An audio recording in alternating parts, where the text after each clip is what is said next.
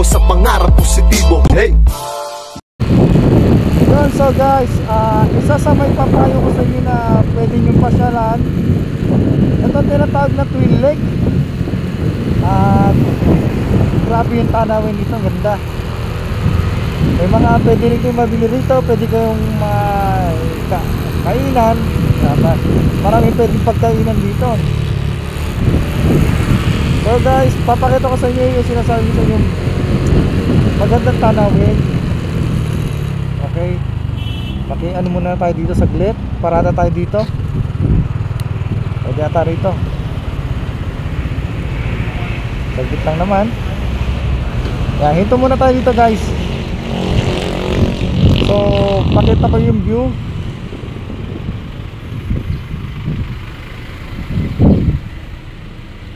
So guys, ito ang view dito sa Twin Lake.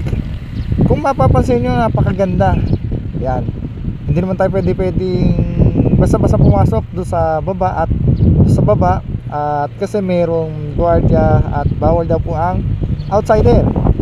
And then ngayon dito lang tayo sa taas sa may Twin Lake. Ayan. Dito lang tayo pumwesto. Ayun, may mga ginagawa pa, oh. Mapapansin nyo dito sa baba. Ayun, meron silang Mama Mary na pwede nyo pasyalan. Yan. Ganda rito guys. Punta tayo doon sa kabilang side para makita nyo naman yung sinasabi ko sa inyo. Entrance, pinaka-entrance po nila. Yan, oh. Marami kayo pwedeng kainan dito na talaga, no. Ayan ang pangalan niya, Twin Lake. Bakit yung tinawag na Twin Lake, no? So may nalabas, slow down. 7-Eleven, meron, kompleto. Yan, oh.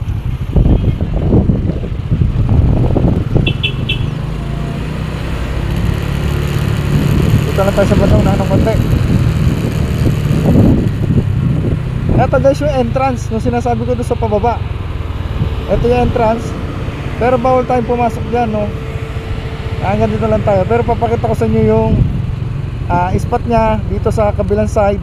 Sa kabilang side na to. Ano? Ganda, di ba? Oh. Yan, dito yan sa Tagaytay, Twin Lake. Pero alam ko nasasakupan pa tong side na to. Laurel na nakakasakop dito, Batangas. Dito sa kabilang side, ito ang Alfonso.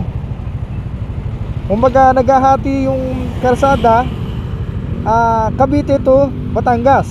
No guys. Then dito sa side na to, ito na yung Laurel. At ayun ang Taal Lake. Kung napapansin nyo sa aking camera, ayun ang Taal Lake. Okay. Salamat guys. Bye bye.